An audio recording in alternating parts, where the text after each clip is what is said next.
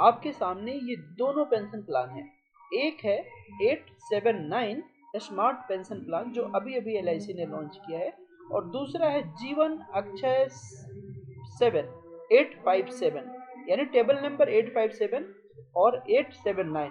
दो प्लान के आपके सामने है कि किसमें कितना आपको रिटर्न मिलेगा। अगर 10 लाख का 879 ले रहे हैं और 10 लाख का 857 ले रहे हैं, तो ये जो दूसरा है 857 वाला, अगर आप देखते हैं तो इसमें 8500 का अमाउंट मिल रहा है 10 लाख पे, और यहाँ पर 9100 का अमाउंट मिल रहा है। तो आप एडवाइजर हैं या आपको प्लान लेना है, इससे पहले इसको कंपैरिजन जरूर करना है।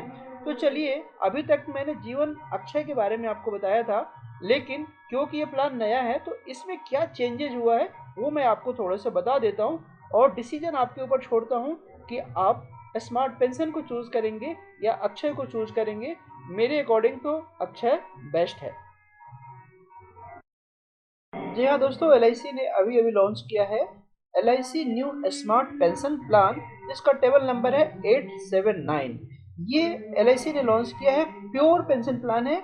जिस टाइप से हमारा जीवन अक्षय है बिल्कुल वही है पेंशन प्लान, लेकिन इसमें चेंजेस क्या है, चेंजेस हमें समझने की जरूरत है। पहला, जीवन अक्षय में 30 साल के बाद हमें पेंशन मिलता था, या आप किसी को भी प्लान दे सकते थे तो 30 साल के बाद दे सकते थे।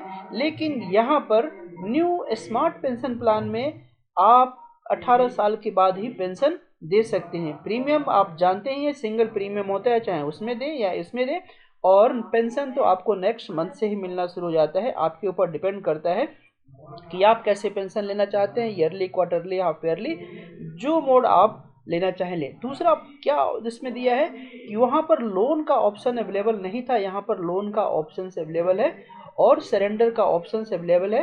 तो इस टाइप से स्मार्ट में और उसमें यही खास अंतर है। लेकिन जैसा कि मैंने आपको दिखाया कि हमें रिटर्न्स में कितना अंतर पड़ रहा है वो आपने देख लिया, वहाँ पर रिटर्न्स और यहाँ पर रिटर्न्स में क्या खास अंतर है।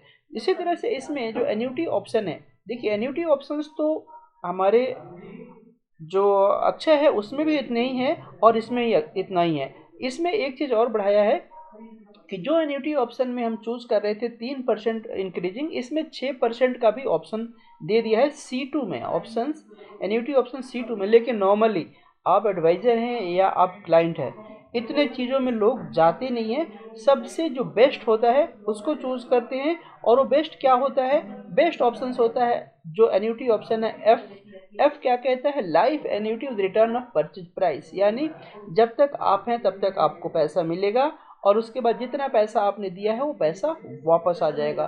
तो सिंगल में ये ऑप्शन चूज करते हैं, और अगर आप ज्वाइंट लेते हैं तो ज्वाइंट में ऑप्शन चूज कर सकते हैं।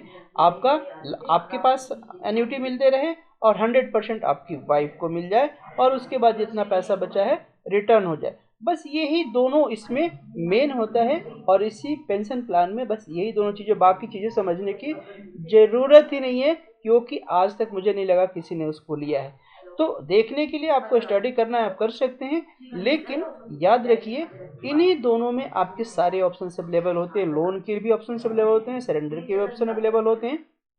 तो इंडिविजुअल में आपका एन्युटी ऑप्शन F, जो लाइफ टाइम आपको एन्युटी देगा और उसके बाद रिटर्न आपको दे देगा, और ज्वाइंट में जो एन्युटी ऑप्शन होता है J। ये दोनों ऑप्शंस ही आपके काम के हैं, बाकी मुझे नहीं लगता काम के हैं। आपके काम के हैं तो आप मुझे कमेंट करके बताइए।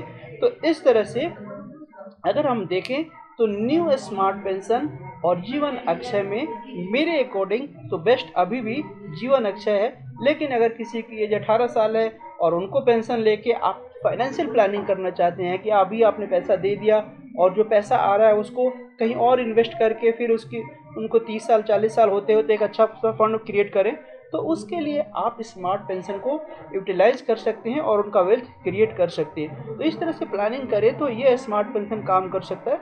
अदरवाइज अक्षय तो बहुत अच्छा है, बढ़िया है, और उसको ही हमें लेना चाहिए।